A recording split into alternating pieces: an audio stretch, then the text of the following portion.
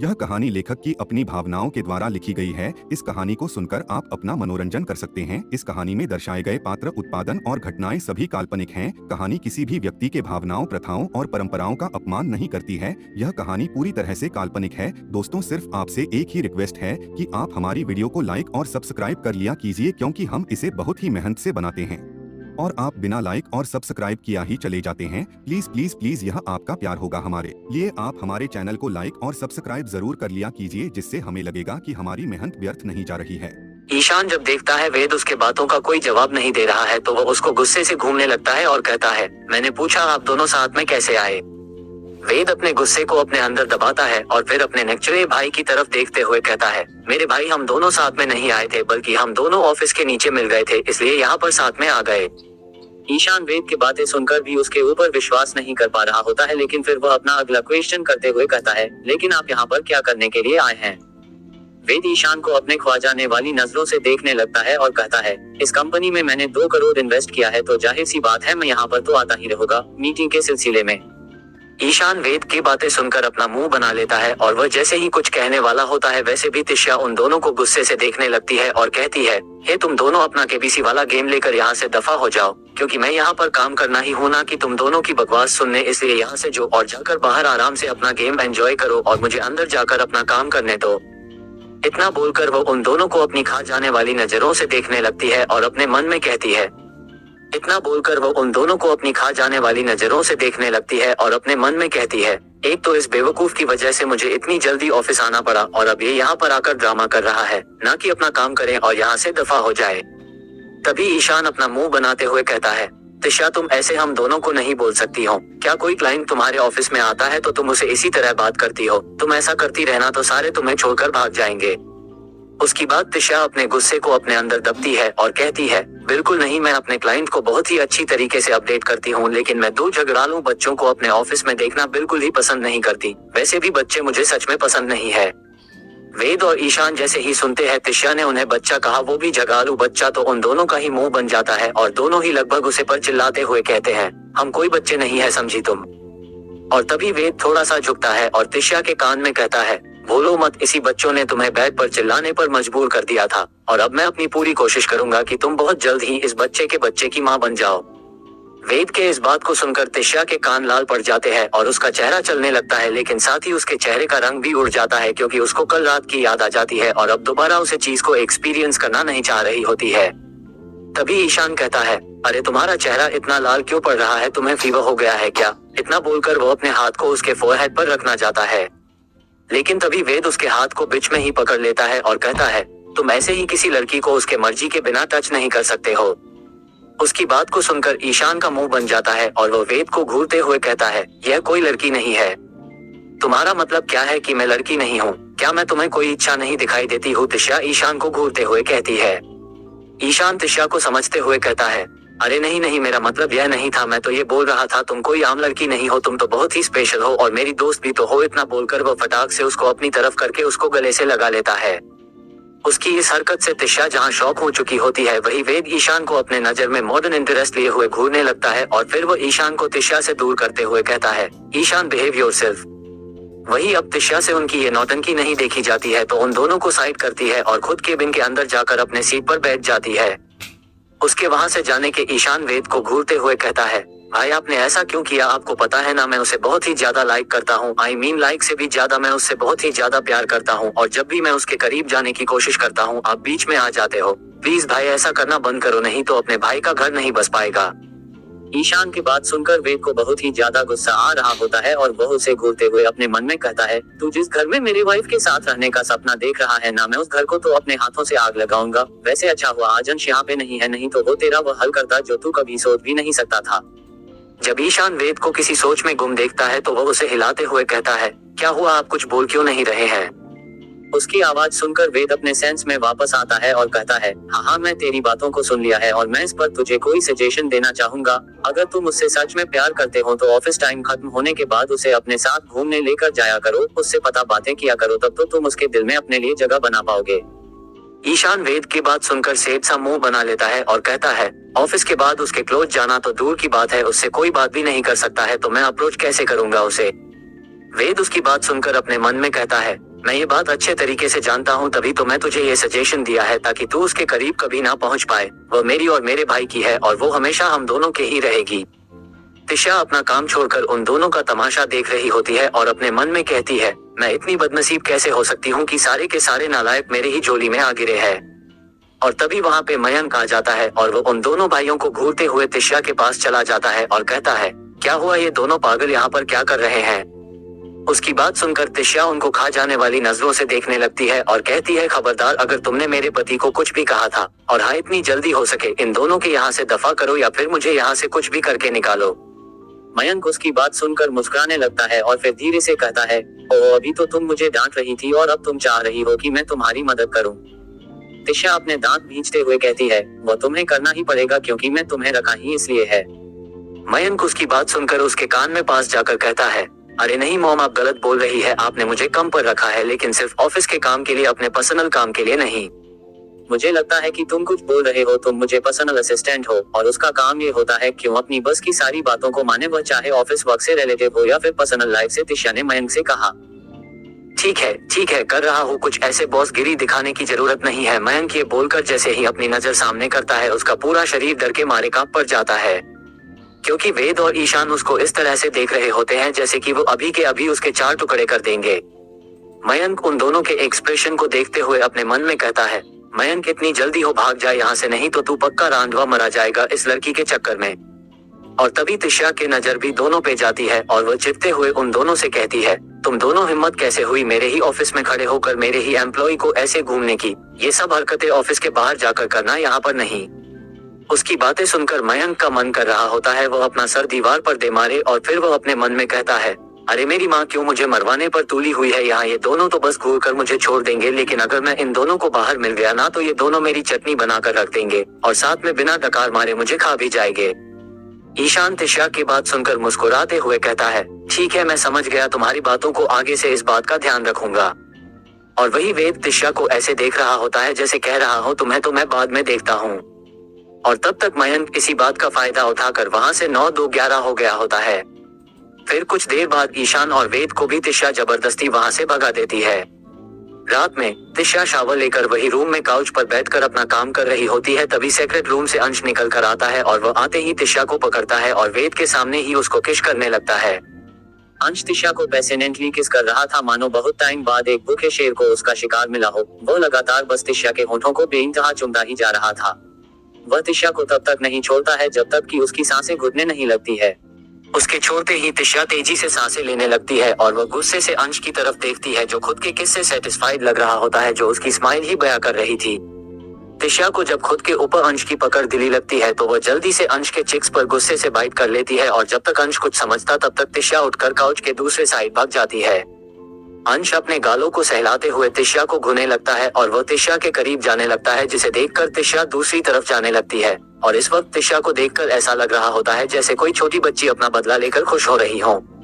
तिशा को जब लगता है कि अब उसके पास भगाने के लिए कोई रास्ता नहीं है तो वह हमेशा की तरह धमकाते हुए कहती है, देखो, आप मेरे पास आने की हिम्मत भी नहीं करना, आपने ही हमसे दुश्मनी किया था। मैंने तो पहले ही कहा था कि मुझे जाने दो, बट आप ही नहीं सुन रहे थे।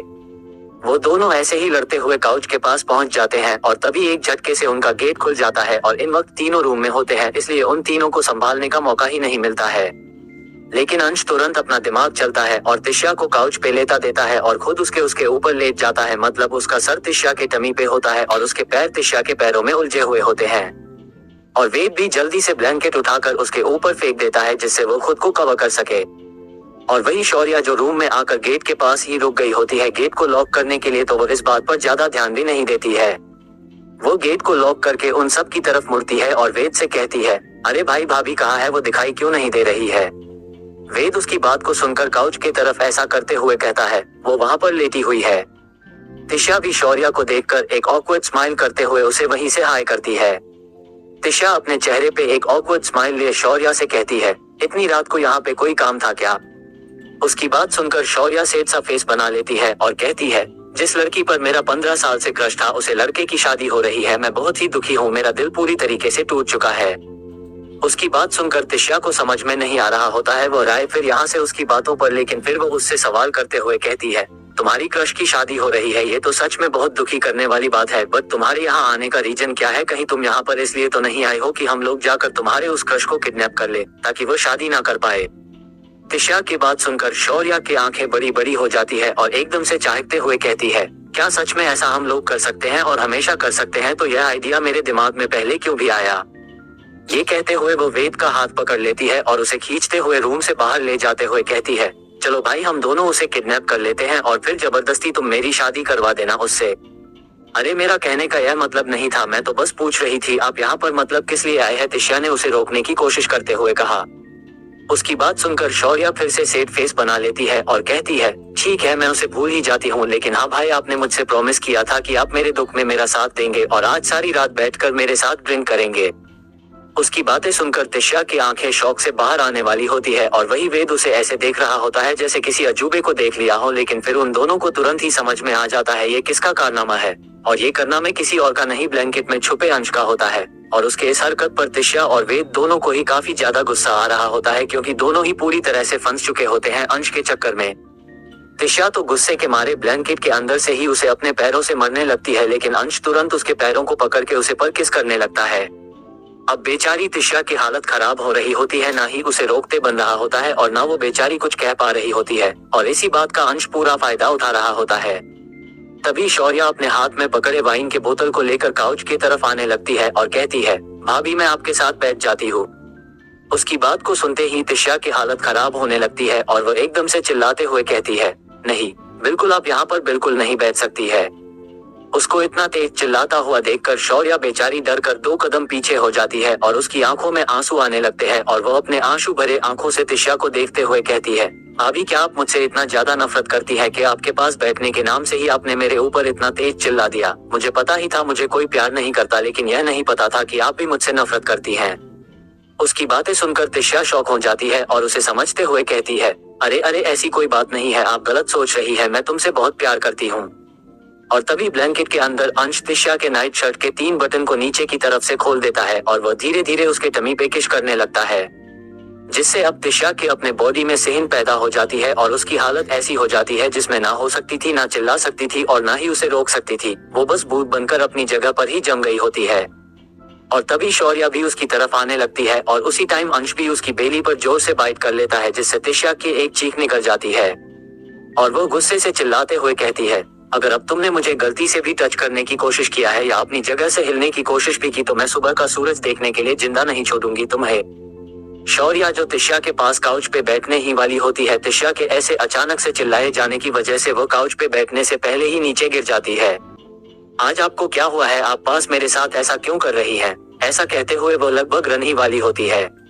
अरे अरे प्लीज अब आप रोना मत, मैं तो बस इस मूवी का डायलॉग मारी थी, देखो मैं टैब पर मूवी देख रही हूँ। ये कहते हुए वो टैब आगे कर देती है, लेकिन बेचारी मूवी लगाना भूल गई होती है क्योंकि टैब पर इस वक्त उसके ऑफिस वर्क से रिलेटिव फाइल्स खुली होती है। शौर्या उस टैब को देखकर कुछ कहने ही वाली होती है कि तभी वेद बीच में आ जाता है और वह शौर्या को उठाते हुए कहता है, उसे छोड़ो को अपना काम कैसे, चलो तुम मेरे साथ बेड पर बैठ जाओ, और वैसे भी हम दोनों सिंग करने वाले थे ना, तो चलो हम लोग करते हैं। तिशा को वाइन केस में पसंद नहीं है इसलिए वह शायद ऐसे बिहेव कर रही है। और वही अंश तिशा को और ज्यादा परेशान करते हुए उसके बेली को शक करने लगता और लिक करने लगता है और उसके ऐसे करने की वजह से तिशा की सांसें हैवी हो रही होती है। वो अपने आप को मोयन करने से रुकने के लिए अपने लिप्स को बाइट कर रही होती है, लेकिन अंश को कुछ भूलकर अब नहीं काम में लगा होता है। उसे इस बात का भी ख्याल नहीं होता है कि उसके रूम में उन तीनों के अलावा भी इस वक्त कोई और भी मौजूद है। तिशा अंश के वजह से बहुत ही ज्यादा हॉट फील कर रही होती है और वही अंश अपनी बदमाशियां से रुक नहीं रहा होता है। वो उसके नेवल पे अपने टांग घूम रहा होता है। तिशा अंश को गली देते हुए कहती है, यू लिटिल ब्रैट, मैं तुम्हें छोड़ूंगी नहीं, बस यहाँ से शौर्या को जाने दो। तिशा ये धीरे से बोल रही होती है जिसे दूसरा कोई तो नहीं सुन पाता है, लेकिन अंश अच्छे से सुन सकता था और वो उसकी बात सुनकर उसके टमी पे बाइट कर देता है, जिससे तिशा की चीख निकल जाती है। उसको चीखता हुआ देखकर शौर्या तुरंत अपनी जगह से उठकर खड़ी हो जाती है और कहती है, क्या हुआ आपको? अरे कुछ भी तब तो नहीं, मैं बस डर गई थी, वो मूवी में अचानक से एक भूत आ गया था ना, इसलिए तुम आराम से बैठ जाओ, मैं ठीक हूँ, तिशा हकलाते हुए कहती है। वही वेद शौर्या के साथ बैठकर अंदर ही अंदर रो रहा होता है क्योंकि उसे वाइन पीना बिल्कुल भी पसंद नहीं होता है। वो बस क्लाइंट के साथ कभी कभार एक सीप ले लेता था, लेकिन यहाँ पे उसको शौर्या के साथ कंटिन्यू ग्लास पर गिलास खाली करना पड़ रहा होता है। ऐसे ही 1 घंटे बीत गए होते हैं और हम दोनों ही नशे में एकदम चूर हो गए होते हैं, लेकिन अब भी शौर्या वहां से जाने का नाम नहीं ले रही होती है। और वही तिशा को अब बहुत ही ज्यादा गुस्सा आ रहा होता है, क्योंकि पिछले 1.5 घंटे से अंश उसके ऊपर लेटा हुआ होता है और साथ ही उसको परेशान कर रहा होता है। तिशा के लेग्स अब काम करना बंद कर चुके होते हैं और वेद तो पी कर टुन हुआ था, उसे तो अभी किसी की कोई खबर ही नहीं थी। तभी अंश ब्लैंकेट के अंदर से ही तिशा के सीने तक आ जाता है और धीरे से अपना सर निकाल कर कहता है, जल्दी कुछ करो नहीं तो मेरा दम घुट जाएगा इस ब्लैंकेट के अंदर, और मुझे तुम्हारे साथ रोमांस नहीं करना, और इस लड़की की वजह से मैं कुछ भी नहीं कर पा रहा हूँ। तिशा अंश की बात सुनकर उसको गुस्से से देखने लगती है और कहती है, पतिदेव मैं आपकी जानकारी के लिए बता दूं, जो कुछ भी यहाँ पर हो रहा है ये सब किया धरा आपका ही है, तो आप आराम से इसे एंजॉय करिए, बड़े आए रोमांस करने वाले। इतना बोलकर वो अपना फेस दूसरी तरफ कर लेती है और तभी अचानक से शौर्या अपनी जगह से उठती है और बाहर चली जाती है। उसको जाता हुआ देखकर तिशा के चेहरे पर स्माइल जाती है और वह कहती है, वो चली गई है, अब आप मेरे ऊपर हटो। वही अंश जैसे ही सुनता है शौर्या चली गई है तो वो तुरंत उसे ब्लैंकेट को नीचे फेंक देता है और पूरी तरफ से तिशा के ऊपर आ जाता है और उसके करीब जाकर उसको किस करने लगता है। और किस करते हुए ही वो तिशा के बचे हुए शर्ट के बटन को भी उन बटन कर देता है और फिर उसके नेक एरिया पर आकर किस करने लगता है। और तभी शौर्या एक बार फिर अंदर आ जाती है और अंश घबरा कर फिर से दोनों को ब्लैंकेट से कर देता है। और वही शौर्या अंदर आते हुए कहती है, अरे यार मैं फिर से इस रूम में आ गई, मुझे तो अपने रूम में जाना था। और फिर वो तिशा की तरफ देखते हुए कहती है, भाभी आप गेट बंद कर लो, मैं अब जा रही हूँ। इतना बोलकर वो वहां से निकल जाती है। उसके जाते ही अंश एक बार फिर अपने काम में एक्टिव हो जाता है, लेकिन तिशा उसको खुद से दूर करते हुए कहती है, अरे नहीं अभी फिर वो आ जाएगी, मुझे गेट बंद करने दो। लेकिन तभी अंश उसके दोनों हाथों को पकड़कर उसके सर के ऊपर कर देता है और उसको बड़े ही ध्यान से देखने लगता है। उसकी नजर तिशा की बेस्ट पे जाकर थम जाती है। आप बहुत बेशर्म है, अभी आपकी नजर कहाँ थी? तिशा अपनी लड़खड़ाती आवाज में कहती है। मैं अपनी बीवी को ही तो देख रहा था और मैं उसे कहीं भी देख सकता हूँ, इसका पूरा राइट है मेरे पास। अंश तिशा के और भी करीब आके उसके कानों में कहता है, जिससे तिशा पूरी तरह कांप उठती है। तिशा को नर्वस पाकर अंश तुरंत तिशा के नेक को चूमने लगता है और उसको परेशान करने के लिए कई जगह लव बाइट करता है, जिससे तिशा को दर्द होता है और वो भी गुस्से से अंश के शोल्डर पर जोर बाइट कर देती है और अंश की आवाज बाहर न जाए इसलिए उसके मुंह को भी पकड़ के दबा देता है। अंश अपनी मुंह से तिशा के हाथ को हटाते हुए कहता है, जिस पर तिशा अंश को देखकर हंसने लगती है और उसे खुद के ऊपर से धक्का देकर नीचे गिरा देती है और भागकर सबसे पहले गेट को बंद करती है और फिर दौड़ते हुए वेद के पास चली जाती है और उसको उठाते हुए कहती है, प्लीज जल्दी उठ जाओ, नहीं तो अपना भाई मुझे कच्चा ही खा जाएगा, सुबह आपको आपकी प्यारी बीवी देखने को नहीं मिलेगी। तभी अंश पीछे से हंसते हुए कहता है, तुम आज बचने से रही। इतना बोलकर वह तिशा को अपनी बाहों में पकड़े होता है कि तभी वेद उठकर बैठ जाता है और तिशा जल्दी से अंश के हाथों से को छुड़ाती है और वेद के गोद में जाकर बैठ जाती है और अंश को चिढ़ाते हुए कहती है, अब आप मेरा कुछ नहीं कर सकते। अंश भी बेड पे चढ़ जाता है और कहता है, तुम्हें क्या लगता है भाई की गोद में जाकर तुम मुझे बच सकती हो? ऐसा कभी नहीं हो सकता, देखो मैं तुम्हारे साथ अभी क्या करता हूँ। तिशा वेद का दोनों हाथ पकड़कर अपने कमर के दोनों तरफ कर लेती है और पाउट बनाते हुए कहती है, वेद देखो ना, अंश मुझे बुल्ली कर रहा है। वेद जिसको नशे की वजह से साफ दिखाई भी नहीं दे रहा होता है, वो अपनी पूरी कोशिश करके अपनी आंखों को खोलना है और अंश को घूरते हुए कहता है, अंश छोटे बच्चों को ऐसे बुल्ली नहीं करते हैं, ये गलत बात है ना। आंखों को खोलना है और अंश को घूरते हुए कहता है, अंश छोटे बच्चों को ऐसे बुल्ली नहीं करते हैं, ये गलत बात है ना। अंश वेद की बात सुनकर हंसने लगता है और कहता है, अरे हाँ भाई मैं समझ गया, इस पिद्दी से बच्ची को कैसे बुली करना है। तिशा जो वेद के गोद में बैठी थी, वह जैसे ही उसकी बातों को सुनती है, वह उसके सीने पर मरते हुए कहती है, तुम गंदे आदमी, तुम्हारी हिम्मत कैसे मुझे छोटा बच्चा कहना की? मैं ना 19 ईयर्स ओल्ड में बड़ी बच्ची बन गई हूँ, समझे तुम। तभी अंश तिशा को वेद के गोद से अपनी तरफ खींच लेता और उसको अपनी गोद में बैठाकर उसकी कमर में अपने दोनों हाथ डालकर उसको टाइटली पकड़ लेता है और पीछे से उसकी नेक में अपना फेस छुपाकर उसके नेक को बाइट करने लगता है। उसके ऐसा करते ही तिशा एक छोटे बच्चों की तरह अपने पर चलने लगती है और रोनी सी शकल बनते हुए वेद की तरफ देखने लगती है और कहती है, आप अपनी लिटिल वाइफ को इस डेविल के हाथ में कैसे दे सकते हो? आपको डर नहीं लग रहा है कि ये डेविल आपकी वाइफ को खा जाएगा? अरे नहीं, मैं उसे समझा दूंगा कि वो तुम्हें पुराना खाए, थोड़ा सा मेरे लिए भी छोड़ दे, अब ठीक है ना? वेद तिशा को आंख मरते हुए कहता है। तिशा वेद को घूरते हुए कहती है, अच्छा जी ऐसी बात है, मतलब मुझे मेरी लड़ाई खुद ही लड़नी पड़ेगी। ऐसा बोलते हुए वह एकदम से अंश की तरफ मुड़ जाती है और उसके चिक्स पे जोर से बाइट कर लेती है, जिससे अंश तुरंत उसको छोड़कर अपने चिक्स पर हाथ रख लेता है और उस जगह को सहलाते हुए कहता है, हे भगवान, आप एक जंगली बिल्ली को मेरी वाइफ कैसे बना सकते हो? इस जंगली बिल्ली ने मेरे हैंडसम से क्यूट से चेहरे पर वाइट कर लिया। अब अगर मेरे चेहरे इस वजह से कोई निशान बन गया तो मेरा क्या होगा? कोई लड़की मेरी तरफ देखेगी भी नहीं, मैं किसी लड़की से फ्लर्ट तक नहीं कर पाऊंगा। तिशा जो वाइट करके खुशी मना रही होती है अपनी जीत की, लेकिन जैसे जैसे अंश के बातों को सुनती जा रही होती है वैसे वैसे उसकी आंखें गुस्से से लाल होती जा रही होती है और वह बेड से एक पिल्लो उठती है और अंश को उससे मरते हुए कहती है, तुम्हारी हिम्मत कैसे हुई मुझे जंगली बिल्ली कहने के? और क्या कहा तुमने? तुम्हें लड़कियों से फ्लर्ट करना? तुम्हारी इतनी हिम्मत कि तुम मेरे सामने ही किसी और लड़की के बारे में ऐसी बातें कर रहे हो? मैं तुम्हारे इस हैंडसम चेहरे की तो आज मैं ऐसा नक्शा बनाऊंगी कि कोई लड़की तुम्हारी तरफ एक नजर देखेगी भी नहीं। फ्लर्ट करना दूर की बात है। तिशा को इतने गुस्से में देखकर अंश वेद के पीछे आ जाता है और वेद को तिशा के सामने करते हुए कहता है, अरे अरे भाई बचा लो मुझे अपनी बीवी से, देखो ये मुझे मार रही है। ऐसे ही तिशा जब अंश को मरने जा रही होती है वैसे ही अंश वेद को अपने सामने कर दे रहा होता है, जिसके चलते वेद को न जाने कितने पिल्लों पड़ चुके होते हैं। अब वेद भी इन दोनों से काफी ज्यादा इरिटेट हो चुका होता है और वह क्या करता है, बेड से दूसरे पिल्लों को उठाकर उन दोनों को करने लगता है और कहता है, तुम दोनों ने क्या मुझे गधे का धोबी समझ रखा है जो धोए जा रहे हो? अरे भाई वो गधे का धोबी नहीं होता है, धोबी का गधा होता है, अंश वेद को चिढ़ाते हुए कहता है। फिर ऐसे ही तीनों पिल्लो फाइट करने लगते हैं और देखते ही देखे उसे पूरे रूम में व्हाइट कॉटन फैल जाता है और वह तीनों भी अब भूत की तरह दिख रहे होते हैं। वो तीनों ही एक दूसरे को देखकर जोर जोर से हंसते हुए बेड पर लेट जाते हैं। तभी अंश वापस से तिशा को उंगली करते हुए कहता है, बीवी चलो ना थोड़ा सा रोमांस करते हैं, मेरा ना बहुत ही ज्यादा मन कर रहा है तुम्हें प्यार करने को।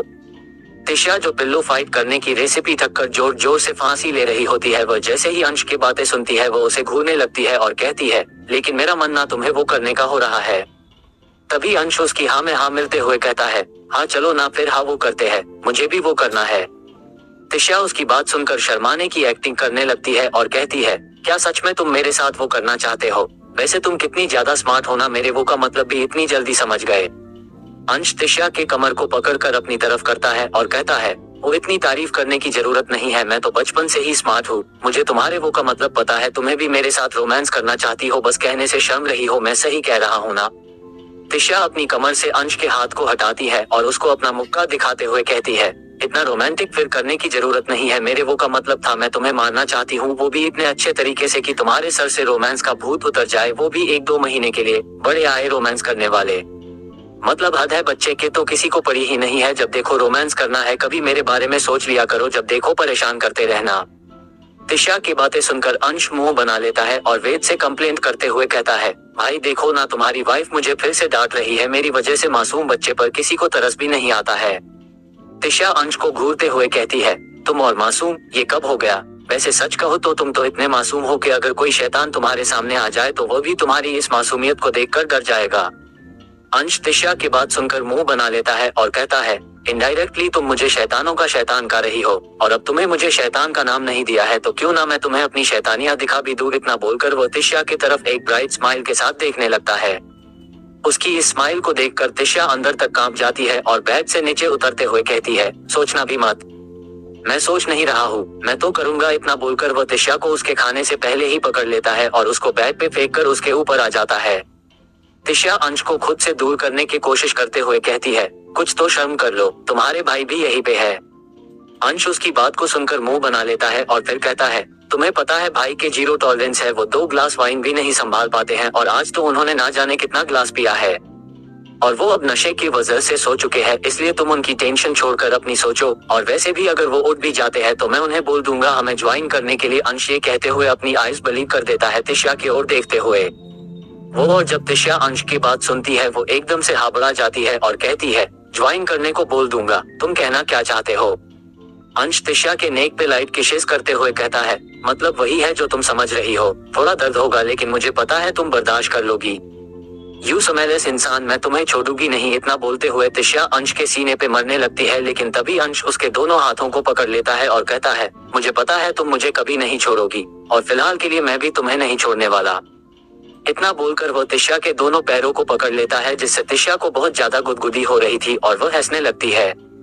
अंश इतने खुलकर हंसते हुए देखकर अपने मन में कहता है, बस ऐसे ही मैं तुमको हमेशा खुश देखना चाहता हूँ। अरे नहीं, मुझे छोड़ो, गुदगुदी हो रही है, तिशा हंसते हुए कहती है और वो इस समय बहुत ही ज्यादा ही डुल रही होती है। उसकी आवाज सुनकर अंश अपने सेंस में वापस आता है और फिर वो तुरंत ही एक बार फिर तिशा के ऊपर आ जाता है और तिशा को पैशनेटली किस करने लगता है। और वही अंश के ऐसे अचानक किश करने से तिशा मूर्ति की तरह ही अपनी जगह पे जाम जाती है और तभी उसको अंश का हाथ अपने कमर पर महसूस होता है जिससे वो प्रेजेंट में आती है। और वही आज अंश तिशा को किसी भी हाल में छोड़ना नहीं चाहता था। वो आज तिशा को पागलों की तरह चाहता था। अंश जब तिशा को फ्री करता है तब तिशा तेजी से सांसें ले रही होती है जिससे उसका ब्रेस्ट बार बार ऊपर नीचे हो रहा होता है जिससे अंश और भी ज्यादा सेड्यूस हो रहा होता है। अंश तिशा के नेक को किसी प्यासे की तरह शक कर रहा था मानो वो वर्षों का प्यासा हो और वही शायद तिशा भी अंश के प्यार में सब कुछ भूल चुकी थी। वो अंश को खुद से अलग नहीं करना चाहती थी। कुछ ही पल में उन्होंने सभी हदें पार कर दी और दोनों के कपड़े नीचे जमीन पर पड़े होते हैं जो ये बयां कर रहे थे कि वो कितने पास है। आज एक बार फिर वो दो जिस्म एक जान बन चुके होते हैं। पल भर में ही अंश को पता नहीं क्या होता है कि वो खुद पर कंट्रोल नहीं कर पाता है। वो आज एक जंगली शिकारी लग रहा होता है जिसे लंबे समय से अपने शिकार का इंतजार था और वो शिकार आज उसके पकड़ में आई थी। वही तिशा के बड़े बड़े नाखून अंश के पीठ पर कई निशान बना रहे होते हैं। वो भी इस पल को जी लेना चाहती थी। वही अंश भी तिशा के पूरे बॉडी पर लव बाइट्स के निशान बना रहा होता है। कुछ घंटों बाद ही तिशा इतनी ज्यादा थक जाती है कि वह वैसे ही अंश के बाहों में सो जाती है और वही अंश तिशा को बस निहारे जा रहा होता है जो बेसुध सो रही थी और किसी प्यारी बिच्ची की तरह लग रही थी और उसके होठों की हंसी ये बयां कर रही थी कि वो इस वक्त कितनी खुश है। अंश तिशा के चेहरे पे अपने हाथों को फिराते हुए कहता है, कल के बाद शायद हम तीनों के लाइफ में सुकून ना हो लेकिन हमारे बीच कभी भी कोई गलतफहमी ना आए इसकी मैं पूरी कोशिश करूंगा क्योंकि अब हम तीनों के लाइफ में कुछ ऐसा होने वाला है जो हमारी लाइफ को पूरी तरह बदल देगा। बस तुम्हें हम दोनों पे विश्वास करना होगा। और फिर वो तिशा के लंबी पलकों को चूम लेता और तिशा के होंठों पर भी किस करता है और फिर तिशा को अपनी बाहों में लेकर वैसे ही सो जाता है। सुबह के 7 बजे जब तिशा की नींद खुलती है तो उसके पूरे बॉडी में दर्द हो रहा होता है, खासकर उसके लोअर पार्ट में जो असहनीय था। लेकिन जब उसे रात की बात याद आती है तो उसके चेहरे पर एक चमक आ जाती है और उसके कान भी लाल हो जाते हैं और फिर वह अपने बगल में सो रहे दोनों शख्स को ढूंढने लगती जो उसके बगल में नहीं थे। लेकिन जब तिशा की नजर सोफे पर बैठे वेद पर जाती है जो अपना लैपटॉप पे अपना काम कर रहा होता है, तिशा बहुत प्यार से उसको देखने लगती है। अब गुनाह बंद करो और रेडी हो जाओ, वेद तिशा की तरफ देखते हुए कहता है।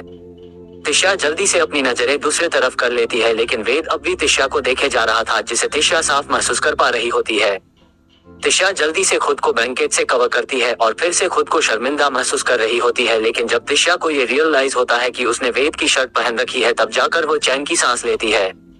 वेद तिशा को देखते हुए ख्यालों में खो जाता है। जब सुबह वेद की जब नींद खुलती है तो वह सबसे पहले अपनी बाहों में सो रही लड़की को देखता और वह उसे देखता ही रह जाता है। उसकी गोद में सो रही तिशा बेहद ही खूबसूरत लग रही थी। वह किसी खरगोश की बच्चे की तरह वेद से लिपट कर सो रही थी। उसको देखते हुए वेद के चेहरे पर एक सुकून भरी मुस्कान आ जाती है जिसे वो बयां नहीं कर सकता था। वो तिशा को और भी कसके गले लगा लेता है लेकिन तभी उसको फील होता है उसकी गोद में सो रही लड़की बिना कपड़ों के है। वो ब्लैंकेट को जब देखता है तो उसकी इस हरकत पे वो बिना मुस्कुराए रह नहीं पाता है और फिर वो तिशा के होठों को धीरे से चूमता है और अपनी शर्ट निकालकर तिशा को पहना देता है ताकि वो ज्यादा एम्बेरस फील ना करे और उठकर वॉशरूम की तरफ बढ़ जाता है। ये सब याद करते हुए वो मुस्कुरा ही रहा होता है कि तभी उसकी नजर तिशा पे पड़ती है जिसको देखकर ऐसा लग रहा होता है जैसे उसका उठने का मन बिल्कुल भी ना हो। वो बहुत ज्यादा थकी हुई लग रही होती है। उसको ऐसे देखकर वेद के चेहरे पे स्माइल आ जाती है और वो उठकर तिशा के पास आ चला जाता है और तिशा के ऊपर से थोड़ा सा बैंडलेट को हटा देता है जिससे तिशा कसमसा जाती है और खुद को फिर से ब्लैंकेट से कवर करने लगती है। लेकिन तभी वेद तिशा के ऊपर थोड़ा झुककर उसके होठों को चूमने लगता है और उसके होठों पर तेजी से बाइट कर लेता है। उसके ऐसा करते ही तिशा की आंखें फैला जाती है और वो अपनी बड़ी बड़ी आंखें करके वेद को देखने लगती है। तिशा वेद को बिल्कुल भी धक्का नहीं दे पा रही थी क्योंकि वो वेद के ताकत के सामने कुछ भी नहीं थी। वो इस वक्त वेद से बिल्कुल भी नजरें नहीं मिलाना चाहती थी, इसलिए वो वेद को धक्का देकर तुरंत उठकर वॉशरूम की ओर भाग जाती है। वेद बस तिशा को मुस्कुराते हुए देख रहा था और फिर से वो अपने काम में लग जाता है। तिशा शावर लेकर बाथरोब ढूंढती है पहनने के लिए लेकिन वहां पर कोई बाथरोब नहीं था। फिर वो अपनी नजरें इधर उधर करके देखती है तो उसे याद आता है कि वह कपड़े भी लाना भूल ही गई है और वो इस वक्त रूम में ऐसे जाना तो बिल्कुल भी नहीं चाह रही होती है। वो सोच में पड़ जाती है कि क्या पहना जाए और फिर हार मानकर वो वेद को आवाज देने की सोचती है। वो वॉशरूम की डोर पर नॉक करते हुए कहती है, मुझे आपसे कुछ मदद चाहिए, आप सुन रहे हो? तिशा की आवाज सुनकर वेद मुस्कुरा देता है और फिर वो तिशा को परेशान करने के लिए वॉशरूम की तरफ बढ़ जाता है और दरवाजे से टेक लगाकर कहता है, हम बोलो। तिशा कहती है, वो मैं ना कपड़े लाना भूल गई हूँ, अब मैं क्या पहने, क्या आप मुझे मेरे कपड़े दे सकते हो? उसकी बातें सुनकर वेद डोर पर नॉक करते हुए कहता है, ओपन द डोर। क्यों आप इतनी जल्दी मेरे कपड़े लेकर आ गए, क्या है? अश्विका वेद से पूछती है। हाँ मैं ले आया हूँ, अब दरवाजे खोलो भी, वेद अब अपनी कड़क आवाज में कहता है। उसकी बात सुनकर तिशा तुरंत डोर ओपन कर देती है और डोर ओपन होते ही वेद तिशा को अपनी तरफ खींच लेता है और तिशा को उसकी कमर से पकड़ लेता है। तिशा की बॉडी से भीनी भीनी खुशबू आ रही थी जो वेद को और भी महोश कर रही होती है। वही अब तिशा अपनी नजरें नीचे किए हुए वहां पर खड़ी होती है क्योंकि उसके अंदर वेद को फेस करने की बिल्कुल भी हिम्मत नहीं थी। वो बहुत ही ज्यादा नर्वस फील कर रही थी। वेद तिशा के करीब आकर उसके कान में धीरे से कहता है, तुम्हें कपड़े पहनने की क्या जरूरत है, तुम तो ऐसे ही हॉट लग रही हो। उसकी बातें सुनकर तिशा पूरी तरह हिल जाती है। वो वेद को थोड़ा धक्का देती है लेकिन वेद पर उसका कोई भी असर नहीं होता है। लेकिन तभी वेद उसके एलोक को शक करते हुए कहता है, वैसे सुबह सुबह तुम बिना कपड़ों के मेरे गोद में क्या कर रही थी? तुम्हें पता है जब मैंने तुम्हें बिना कपड़ों के अपने गोद में देखा था तो मेरा मन कर रहा था मैं तुम्हें उसी वक्त खा जाऊं। उसकी बातें सुनकर तिशा शॉक होकर उसको घूरने लगती है और कहती है, तुम दोनों भाई कितने समयलेस हो गए हो, शर्म नहीं आती ऐसी बात करते हुए? वेद उसके गले पर अपने लिप्स चलते हुए कहता है, शर्म वो क्या होती है, वैसे चलो ना हम भी एक राउंड करते हैं, क्या ख्याल है? यूं समयलेस इतना बोलकर वो वेद के पैर पर अपना पैर दे मरती है और वहां से भागते हुए चेंजिंग रूम की तरफ भाग जाती है और उसको ऐसे भागते हुए देखकर वेद जोर जोर से हंसने लगता है। और वही दूसरी तरफ व्योम एक रूम के अंदर खड़ा होता है और उसके सामने दो डॉक्टर खड़े थे। वो डॉक्टर व्योम की तरफ देखते हुए कहते हैं, बॉस हमने अपनी पूरी कोशिश की है उस वायरस को बनने की, लेकिन हम बना नहीं पा रहे हैं। तभी दूसरा डॉक्टर कहता है, उस वायरस को बनाने के लिए हमें उस डायरी की जरूरत है जिसपे आपके डैड ने रिसर्च की थी। व्योम उन दोनों की बात सुनकर कहता है, अब वो दिन ज्यादा दूर नहीं है जब वो डायरी मेरे हाथों में होंगी और ये पूरी दुनिया मेरी मुट्ठी में। लेकिन उस डायरी के पास पहुंचने से पहले मुझे सबसे पहले तिशा, वाणी या फिर तुम जो भी हो, मुझे तुम्हें अपने मुट्ठी में करना होगा क्योंकि वो तुम ही हो जो मुझे मेरी मंजिल तक लेकर जाओगी। और तुम्हें अपना बनाने के लिए सबसे पहले मुझे वेदांश को अपने रास्ते से हटाना पड़ेगा और इसका शुभ मुहूर्त अब से शुरू होता है। तिशा जैसे तैयार होकर बाहर आती है तो देखती है अंश अपने हाथ में खाने का ट्रे लेकर अंदर आ रहा है। उसको वहां पर देखते ही तिशा की आंखें बड़ी बड़ी हो जाती है और वह जल्दी से जाकर सबसे पहले गेट को लॉक करती है और फिर कहती है, तुम बाहर क्या कर रहे थे और किसी को शक हो गया होता तुम्हारे ऊपर तो क्या होता? अंश आराम से ट्रे को टेबल के ऊपर रखता है और फिर कहता है, किसी को ऐसा क्यों होगा भला, मैं तो वेदांश ही हूं ना सबकी नजर में, और वैसे भी मैं तो बस खाना ही लेने गया था। तिशा कहती है, मेरा मतलब ये था आप दोनों साथ में यहाँ पर हो और अगर किसी ने हम दोनों को एक साथ देख लिया होता तो क्या होता? अंश तिशा के पास जाता है और उसके हाथ को पकड़कर सोफे पर बैठता है और कहता है, डॉन तीवरी ऐसा कुछ नहीं होगा, चलो हम अब नाश्ता करते हैं। तिशा बैठते हुए कहती है, नीचे कोई कुछ बोल तो नहीं रहा था ना? अंश तिशा के बात का जवाब देते हुए कहता है, कोई कुछ क्यों बोलेगा, बस दादी माँ तुम्हारे बारे में पूछ रही थी तो मैंने भी उनसे कह दिया कि अपनी प्यारी बहू आपके प्यारे पोते को इस दुनिया में लाने के लिए बहुत ज्यादा मेहनत कर रही है और इस कारण वो बहुत ज्यादा थक गई है, इसलिए वो रूम में ही आराम कर रही है। उसकी बात सुनकर तिशा की आंखें बड़ी बड़ी हो जाती है और वो अंश को मरते हुए कहती है, हे भगवान आपने ये क्या कर दिया, अब मैं कैसे दादी माँ के सामने जाऊंगी, आप कितने ज्यादा समयलेस हो। अंश तिशा की बात सुनकर मुंह बना लेता है और फिर वेद की तरफ देखते हुए कहता है, भाई क्या मैं आपको समयलेस लगता हूँ? वेद उसकी बात सुनकर स्माइल करने लगता है और कहता है, बिल्कुल भी नहीं। अंश तिशा की बात सुनकर मुंह बना लेता है और फिर वेद की तरफ देखते हुए कहता है, भाई क्या मैं आपको समयलेस लगता हूँ? वेद उसकी बात सुनकर स्माइल करने लगता है और कहता है, बिल्कुल भी नहीं। तिशा मुंह बनाते हुए कहती है, आप उसके भाई हो ना तो आप उसी के साइड लगे ना, वैसे भी तुम दोनों भाइयों में से कोई भी कम नहीं है, आप दोनों के दोनों बेशर्म हो। वेद तिशा से कहता है, अच्छा मैं तुमसे एक सवाल करता हूँ, तुम उसका मुझे जवाब देना। तिशा, हम बोलो। वेद कहता है, एक बात बताओ, अगर तुम्हारे सामने कोई तुम्हारी फेवरेट डिश रख दी जाए तो तुम उसे खाना चाहोगी या फिर उसे सजाकर किसी शोपीस में रखोगी? तिशा पराठा तोड़ते हुए कहती है, अपनी फेवरेट डिश सजा कर रखने के लिए थोड़ी होती है, वो तो खाने के लिए होती है ना। तिशा की बात सुनकर दोनों भाई मुस्कुराते हुए एक दूसरे की तरफ देखने लगते हैं और इन दोनों ही एक साथ कहते हैं, वही तो हम ही बोल रहे थे, अपनी फेवरेट डिश से सजा कर रखना के लिए नहीं खाने के लिए होती है, और तुम हमें इतनी ज्यादा डिलीशियस लगती हो कि तुम्हें खाने से हम खुद को रोक नहीं पाते हैं। तिशा जैसे ही उन दोनों की बातें सुनती है वो जोर जोर से हंसने लगती है। तभी वेद जल्दी से आगे बढ़कर उसको पानी पिलाता है और उसके पीठ को रब करते हुए कहता है, अरे आराम से। तिशा वेद को खुद से दूर करते हुए कहती है, यूं हम दोनों कितने गंदे हो, ऐसी गंदी बातें कौन करता है? अंश मुस्कुराते हुए कहता है, बेबी ये कोई गंदी बातें नहीं है, तुम सच में बहुत ही ज्यादा डिलीशियस हो, मेरा मन तो करता है तुम्हें पूरा का पूरा खा जाऊं, लेकिन फिर भाई का सोचकर छोड़ देता है। तिशा चिढ़ते हुए कहती है, अभी एक शब्द भी नहीं, एने चाहिए तो मैं आप दोनों से बिल्कुल ही बातें नहीं करूंगी। उसकी बातें सुनकर दोनों चुप हो जाते हैं और वेद नाश्ता करने लगता है क्योंकि उसको ऑफिस जाने के लिए लेट हो रहा होता है और वही अंश अपने चिक्स पर अपने एक हाथ को रखकर तिशा को देखने में बिजी हो जाता है। तभी तिशा की नजर अंश पर जाती है और वो उसको घूरते हुए कहती है, क्या हुआ, आप मुझे क्यों देख रहे हो? अंश तिशा की बात सुनकर उसको बड़े ही प्यार से देखने लगता है और फिर कहता है, मैं तो अपने फेवरेट नाश्ते को देख रहा हूँ। उसकी बातें सुनकर वेद को जहाँ हंसी आ गई होती है वही तिशा उसकी बात सुनकर इधर उधर देखने लगती है। उसे समझ में नहीं आ रहा होता है वो क्या बोले। तभी अंश कहता है, बेबी जल्दी जल्दी खाओ तभी तो मैं तुम्हें खाऊंगा। उसकी बात सुनकर तिशा उसको घूरने लगती है। तभी अंश दोबारा से कहता है, अरे यार टेंशन मत लो, मैं तुम्हें पूरा नहीं खाऊंगा, बस थोड़ा सा टेस्ट करूंगा, ठीक है?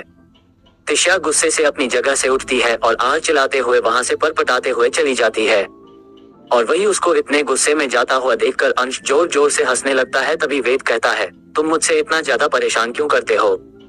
वेद की बात पर अंश मुस्कुराते हुए कहता है, क्योंकि उसके गुस्से भरे लाल चेहरे को देखकर मुझे बहुत ही ज्यादा अच्छा लगता है।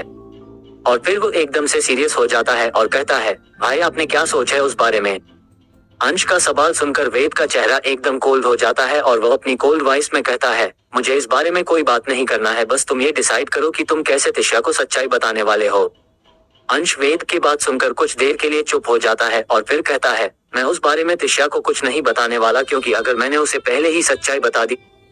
7 डेविल प्लेबॉय और एक क्यूट गर्ल जिसकी उम्र 18 साल जो थी अनाथ कैसे फंसती है? इनके जाल में क्या था? उसका कसूर जो सब ने मिलकर किया उसके साथ? इतना बड़ा गुनाह क्यों किया? उसके इज्जत को तार तार? उनकी हैवानियत का क्या हुआ असर? किस मोड़ पर ले गई उसकी जिंदगी? फिर ऐसा क्या होता है उनके साथ कि वह माफिया ब्रदर हो जाते हैं? उसके प्यार में पागल क्यों अचानक हो जाती है? वह गायब किसी को नहीं है उसका पता। पूरी स्टोरी को जानने के लिए देखें 7 devil mafia and angel girl. हमारी रिलैक्स हो जाएगी और अगर वो रिलैक्स हो गई तो दूसरों को हम पर शक हो जाता है और मैं रिस्क बिल्कुल भी लेना नहीं चाहता हूँ। वेद उसकी बात सुनकर उस पे लगभग चिल्लाते हुए कहता है, और अगर तुमने उसे सच्चाई नहीं बताई तो तुमसे नफरत करने लगेगी। क्या तुम चाहते हो कि तुम्हारे साथ खराब हो जाए? और वैसे भी मैंने तुम्हें बोला है, तुम्हें ये सब करने की जरूरत नहीं है, हम कोई और रास्ता निकालेंगे। अंश भी वेद पर चिल्लाते हुए कहता है, बस करिए भाई, मैं अब कोई छोटा बच्चा नहीं हूँ जो आप मुझे हर वक्त रोकने रहते हैं कि यह मत करो वो मत करो। मैं अब बड़ा हो गया हूँ और मुझे समझ है कि मैं क्या कर रहा हूँ और क्या नहीं। मैं अपने रिश्ते को भी संभाल सकता हूँ और अपने काम को भी, आपको मुझे एडवाइस देने की जरूरत नहीं है। इतना बोलकर वो वहां से गुस्से में चला जाता है। तिशा हाथ धूल के जब रूम में आती है तो वहां पर अंश उसे दिखाई नहीं देता है, तो वो वेद से कहती है, अंश कहाँ है? वेद उसकी बात का जवाब देते हुए कहता है, वो आज ऑफिस गया हुआ है। फिर आप क्या करोगे आज? तिशा वेद से सवाल करती है। मैं आज यहीं से काम करूंगा, तुम ऑफिस जाओ। तिशा उसकी चिक्स पर किश करती है और ऑफिस के लिए निकल जाती है। थोड़ी देर बाद तिशा को आज एक मीटिंग के लिए राजावत कॉर्पोरेशन जाना होता है और वो वहां से लिए खुशी खुशी निकल जाती है। और जैसे ही वो ऑफिस में जाती है उसकी नजर दीपक पर पड़ती है और दीपक भी तिशा को केबिन दिखाकर खुद फाइल लेने के लिए चला जाता है। और वही तिशा खुशी खुशी अंश को सरप्राइज देने के लिए बिना गेट नॉक किए ही अंदर घुस जाती है और एक हैप्पी फेस के साथ अंश की तरफ देखते हुए कहती है, गुड इवनिंग हस्बैंड। अंश जैसे ही आवाज सुनता है वो फाइल से अपना सर उठाकर ऊपर देखता है और तिशा को डांटते हुए कहता है, तुम्हें इतना ही पत्नी है क्या कि किसी की केबिन में जाने से पहले नॉक करना पड़ता है और जब तक परमिशन ना मिले तब तक अंदर नहीं आया जाता। अंश की बात सुनकर तिशा के चेहरे की हंसी गायब हो जाती है और फिर वह कहती है, बट हम दोनों तो हस्बैंड वाइफ है ना, और हमारे बीच ये फॉर्मेलिटी नहीं होनी चाहिए। अंश अपने स्टेट फेस के साथ कहता है, मैं पर्सनल लाइफ और प्रोफेशनल लाइफ अलग रखता हूँ और मेरे ऑफिस में सबके लिए रूल्स सेम है, सो अब बाहर जाओ और परमिशन लेकर वापस से अंदर आओ। तिशा को अंश की बात सुनकर बहुत ज्यादा गुस्सा आ रहा होता है, लेकिन वह अपने काम से आई होती है इसलिए वह उसके क्या हिसाब से ही वापस से परमिशन लेकर अंदर आती है। और वह भी बिना इधर उधर की बात की है डायरेक्ट अपने कांटेक्ट से रिलेटेड बातें करने लगती है। और तभी एक बार फिर से केबिन का गेट खुलता है और एक लड़की अंदर आती है और वह अंदर आते ही अंश के पास जाकर उसके सिक्स पर किस करते हुए कहती है, I really miss you baby, मैं तुम्हें बहुत मिस किया। तिशा जैसे ही सामने का नजारा देखती है वो शॉक हो जाती है और उसे बहुत बुरा भी लग रहा होता है, क्योंकि अंश ने ना ही उस लड़की को खुद से दूर किया होता है और ना ही उसे डांटा होता है। लेकिन तभी पीछे से एक आवाज आती है, वेदांश भाई, मैंने यहाँ तक सुना था आपकी शादी हो गई है और उसके बाद आप ऑफिस में ऐसे काम कर रहे हैं, अगर आपकी वाइफ को पता चल गया तो उसे बुरा नहीं लगेगा। तिशा इस आवाज को अच्छे तरीके से पहचान रही होती है, यह आवाज किसी और की नहीं ईशान की होती है। ईशान अंदर आकर तिशा के बगल में खड़ा हो जाता है, वो भी यहाँ पर मीटिंग के लिए ही आया होता है। तभी वो लड़की ईशान की बात का जवाब देते हुए कहती है, कम ऑन ईशान, तुम वेदांश को उस रिश्ते को एक्सेप्ट करने के लिए कैसे बोल सकते हो जिस रिश्ते में उसे मजबूरी में बधाना पड़ा था? तुम्हें भी पता है वो शादी दादी माँ ने बिना वेदांश के परमिशन की करवाई थी। तभी ईशान कहता है, अलीशा मैं तुमसे नहीं अपने भाई से बात कर रहा हूँ, और वेदांश भाई आपको ये नहीं भूलना चाहिए वो लड़की उस वक्त आपसे शादी की थी जिस वक्त आप अपने पैरों पर चल ही नहीं सकते थे, ये सब जाने के बाद भी उसने आपका हाथ थामा था। तभी अलीशा कहती है, ईशान तुम इस बारे में बात नहीं करो तो अच्छा है, वैसे भी वो लड़की मुझे तो बस पैरों की भूखी लगती है, तभी तो उसने बिना किसी प्रॉब्लम के शादी के लिए हामी भर दी थी, क्योंकि उसको वेदांश से उसको सिर्फ उसके नाम और उसके पैसे से लेना देना। तभी ईशान कहता है, कुछ भी हो पर साथ तो उस लड़की ने ही निभाया था ना, तुम तो अब आ रही हो जब भाई पूरी तरीके से ठीक हो गए हैं, तुम उस वक्त भाई के साथ क्यों नहीं थी जब उन्हें तुम्हारी जरूरत थी। अलीशा कुछ कहने ही वाली होती है कि तभी अंश उन दोनों पर चिल्लाते हुए कहता है, तुम दोनों लड़ना बंद करो, और वैसे भी मैं उस शादी को नहीं मानता क्योंकि उस वक्त मुझे खुद ही नहीं पता था मेरे साथ क्या हो रहा है। उसके इतना कहते ही तिशा जो अपने हाथ में फाइल ली होती है वो नीचे गिर जाती है। अब जाकर ईशान और अलीशा का ध्यान तिशा पर जाता है। ईशान तिशा को देखते ही कहता है, तिशा तुम यहाँ पर। तिशा ईशान की बात को इग्नोर करके नीचे झुककर अपने फाइल को उठाने लगती है और अब तक उसके आंखों में आंसू भी आ गए होते हैं। वो नीचे से अपनी फाइल उठती है और अपने आंसुओं को साफ करते हुए खड़ी होती है और उन सब की तरफ देखते हुए कहती है, आई एम सॉरी वो गलती से गिर गया था। ईशान तिशा को देखते हुए कहता है, तुम कब से यहाँ पर हो। तिशा उसकी बात का जवाब देते हुए कहती है, वो मीटिंग के लिए आई थी बट मुझे लगता है मैं गलत टाइम पर आ गई है। कहते हुए उसके आंखों में दोबारा से आंसू आने लगते हैं, लेकिन वह उन्हें गिरने से रोक रही होती है और उसने एक बार भी अपनी नजरें अंश की तरफ नहीं की होती है। फिर वो नीचे देखते हुए ही कहती है, मिस्टर राजावत मैं कल अपने असिस्टेंट को भेज दूंगी इस डील पर आपकी असिस्टेंट से बात करने के लिए। इतना बोलकर वो वहां से जाने लगती है और तभी ईशान उसको रोकते हुए कहता है, अरे मेरे लिए तो रुक जाओ, हम साथ चलाते हैं। वही अंश भी तिशा को जाते हुए देख रहा होता है बट ना ही उसके चेहरे पर कोई इमोशन होता है और ना ही कोई अफसोस। तिशा बाहर आते ही कार में बैठकर तुरंत वहां से निकल जाती है और वही ईशान पीछे चिल्लाता ही रह जाता है। तिशा अपने ऑफिस तो आ गई होती है लेकिन उसके दिमाग में सिर्फ और सिर्फ अंश और उसे लड़की की बातें ही चल रही होती हैं और जिसके चलते आज उसके ऑफिस का माहौल बहुत ही ज्यादा खराब होता है। तिशा अब तक अच्छे लोगों को फायर कर चुकी होती है और ना जाने कितने लोगों को रुलाकर एक कोने में कर दी होती है। मयंक जो कब से तिशा की हरकतों को नोटिस कर रहा होता है वो कहता है, अपने पति का गुस्सा किसी और पर निकालना अच्छी बात नहीं होती है। तिशा उसकी बात सुनकर उसको खा जाने वाली नजर से देखने लगती है और फिर कहती है, मैं किसी का गुस्सा किसी पर नहीं निकल रही हूँ, बस मैं इन लोगों को इन लोगों की गलतियां बता रही हूँ। मयंक उसकी बात सुनकर उसके सामने ही बैठ जाता है और कहता है, अब मुझसे छुपाने की कोई जरूरत नहीं है, मैं अच्छे से जानता हूँ कि तुम्हें गुस्सा दिलाने की हिम्मत सिर्फ तुम्हारे पति के अंदर ही हो सकती है। एक वही इंसान है जो तुम्हारे दिमाग को खराब कर सकता है और वही तुम्हें खुश भी कर सकता है। तो अब ये बताने का कष्ट करो तुम्हारा गुस्सा का कारण क्या है, उसकी किसी हरकत से तुम्हें इतना ज्यादा गुस्सा आ गया है। तिशा मयंक की बात सुनकर उसको एक नजर देखती है और कहती है, ज्यादा कुछ नहीं, बस मेरा थोड़ा सा मूड ऑफ है। मयंक वहां से जाते हुए कहता है, ठीक है फिर घर जाओ और अपना मूड सही करो, लेकिन प्लीज अपने मूड के चक्कर में किसी और की बारह मत बजाओ, बेचारे सारे ऑफिस वालों को तुमने डरा कर एक कोने में कर रखा है। तिशा अपनी सीट से उठते हुए कहती है, ठीक है मैं जा रही हूँ, ऑफिस का ध्यान रखना और अगर कोई प्रॉब्लम हो तो मुझे कॉल कर लेना, मैं कल मिलती हूँ। इतना बोलकर वो वहां से निकल जाती है। अभी शाम के 6 बज रहे होते हैं, इसलिए वो सारी बातों को अपने दिमाग से निकलने के लिए एक क्लब के अंदर चली जाती है। तिशा क्लब में जाकर बार काउंटर पर बैठ जाती है। वहां पर मौज उधर कोई उसे देख रहा था, हर कोई उससे बात करने की कोशिश कर रहा था, लेकिन उसके पीछे एक खट्टा खट्टा तगड़ा आदमी देखकर कोई कुछ बोल नहीं पाता है। वो आदमी कोई और नहीं वेद का ही एक बॉडीगार्ड होता है, जिसको वेद ने तिशा के पूछे भेजा होता है क्योंकि मयंक ने कॉल करके ऑफिस की सारी बातें उसे बता दी होती है। वेद उस बॉडीगार्ड के ब्लूटूथ से कनेक्ट होता है और वो उसे ऑर्डर देते हुए कहता है, इस बात का ध्यान रखना कोई इसके आसपास ना आ पाए और अगर कोई उसके साथ बदतमीजी करने की कोशिश करता है तो तुम उसे अपने तरीके से हैंडल कर सकते हो। और वही तिशा इन सब से अनजान एक कोने में बैठकर अपने लिए एक बोतल वाइन ऑर्डर करती है और उसे पीने लगती है और वो बॉडीगार्ड भी थोड़ी दूरी पर बैठकर उसे पर अपनी नजर बनाए हुए था। वही तिशा को इस तरह का माहौल बिल्कुल भी पसंद नहीं था, लेकिन वो अपने आप को शांत करने के लिए यहाँ पर बैठी हुई होती है। वो सब वाइन स्पीकर अपने दर्द को भूलना चाहती थी। उसे पता था ये उसके दर्द का इलाज नहीं है, लेकिन कम से कम कुछ देर के लिए दर्द को भूलने में ये वाइन उसकी मदद तो कर ही देगा। थोड़ी देर में ही वो उस वाइन की बोतल को खाली कर देती है और फिर अपने लिए दूसरी बोतल ऑर्डर करती है और तभी एक लड़का तिशा के पास आता है। वो बॉडीगार्ड जैसे ही उसे देखता है तो वो उस लड़के को इशारों में कहता है कि वो वहां से चला जाए, लेकिन वो लड़का उसे बॉडीगार्ड को पूरी तरीके से इग्नोर करते हुए तिशा के पास बैठ जाता है और कहता है, हेलो मिस, आप यहाँ पर अकेली क्यों बैठी है? अगर आपको पार्टी करना है तो आप मेरे साथ पार्टी कर सकती हैं। मैं आपके साथ पार्टी करने के लिए तैयार हूँ, मैं सच कह रहा हूँ, आपको भी बहुत मजा आएगा।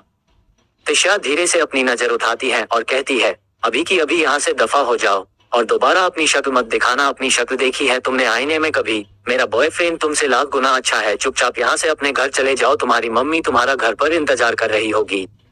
वो लड़का तिशा की बात सुनकर हंसते हुए कहता है, मेरी मम्मी की तुम्हें चिंता करने की जरूरत नहीं है। मेरी मम्मी वृद्धा आश्रम में रहती है। हम दोनों के अलावा मेरे घर में कोई नहीं होगा। वैसे भी मेरा घर शहर के सबसे पोज इलाके में है। उसकी बात सुनकर तिशा चौंक जाती है और कहती है, अगर तुम्हारा घर शहर के पोज इलाके में है तो तुम्हारी मम्मी वृद्धा आश्रम में क्यों रहती है? उन्हें तुम अपने पास क्यों नहीं रखते? इतना पैसे होने के बाद भी तुम अपनी मॉम की देखभाल नहीं कर सकते। तभी वो बॉडीगार्ड उसके पास आ जाता है, लेकिन तभी तिशा उस बॉडीगार्ड को घूरते हुए कहती है, अपने बॉस को जाकर बोल दो मैं ठीक हूँ, अभी तो मैं इसके साथ कुछ भी करने की जरूरत नहीं है। तभी उस आदमी ने एक बार फिर से कहा, मैंने आज से पहले तुम्हारी इतनी खूबसूरत लड़की कभी नहीं देखी है। तुम्हें ये सुंदरता कहाँ से मिली है? ये सुनकर तिशा मुस्कुराने लगती है और कहती है, मुझे पता है कि मैं सुंदर हूँ। तभी उस आदमी ने फिर से कहा, लेकिन मुझे ऐसा क्यों लग रहा है जैसे आज तुम उदास हो? अगर तुम चाहो तो मैं तुम्हें थोड़ी सी खुशी दे सकता हूँ। तिशा ने मुंह बनाया और कहा, किसी ने मेरे साथ धोखा किया, मुझे उसी बात का दुख है और अभी मुझे ये समझ में नहीं आ रहा है कि मैं उससे इस बारे में बात करूं या नहीं। तिशा की बात सुनकर वो आदमी कहता है, किसकी इतनी हिम्मत हो गई जिसने तुम्हारी जितनी खूबसूरती लड़की को धोखा दिया? तिशा ने कहा, अगर मैं तुम्हें उस आदमी का नाम बताऊंगी तो क्या तुम मेरे लिए उस आदमी को मार सकते हो? वो आदमी जवाब देता है, बिल्कुल मेरी जान, पहले हम दोनों आज रात को एक दूसरे के साथ मजे करेंगे और फिर कल रात को उसे आदमी को मैं सबक सिखाऊंगा कि उसने तुम जैसी इतनी खूबसूरत लड़कियों के साथ धोखा कैसे किया। तो फिर हम आज रात तुम्हारे घर पर जा रहे हैं कि तुम मेरे घर पर चल रही हो और इस बॉडीगार्ड का क्या करना है? उस आदमी ने कहा। तभी वो बॉडीगार्ड भागते हुए गाड़ी की तरफ चला जाता है और गेट खोलकर गाड़ी के अंदर बैठ जाता है। उसे गाड़ी के अंदर ही वेद भी बैठा हुआ होता है। उसके चेहरे को देखकर साफ पता चल रहा था कि वो इस वक्त बहुत गुस्से में है। वो अपने कंप्यूटर के स्क्रीन पर चुपचाप तिशा को देख रहा था जो उस क्लब में बैठी हुई थी। 7 डेविल प्लेबॉय और एक क्यूट गर्ल जिसकी उम्र 18 साल जो थी अनाथ कैसे फंसती है? इनके जाल में क्या था? उसका कसूर जो सब ने मिलकर किया उसके साथ? इतना बड़ा गुनाह क्यों किया? उसके इज्जत को तार तार उनकी हैवानियत का क्या हुआ असर? किस मोड़ पर ले गई उसकी जिंदगी? फिर ऐसा क्या होता है उनके साथ कि वह माफिया ब्रदर हो जाते हैं? उसके प्यार में पागल क्यों अचानक हो जाती है? वह गायब किसी को नहीं है उसका पता। पूरी स्टोरी को जानने के लिए देखें 7 devil mafia and angel girl episode में लगातार बने रहने के लिए चैनल को लाइक और सब्सक्राइब कर लीजिए। दोस्तों, आप हमारी वीडियो को लाइक और सब्सक्राइब नहीं करते हैं, प्लीज लाइक और सब्सक्राइब कर दिया कीजिए। इससे हमें अच्छा लगता है कि आपको हमारी वीडियो पसंद आई और इसी तरह हम और भी अच्छी स्टोरी आपके लिए आगे भी लाते रहेंगे।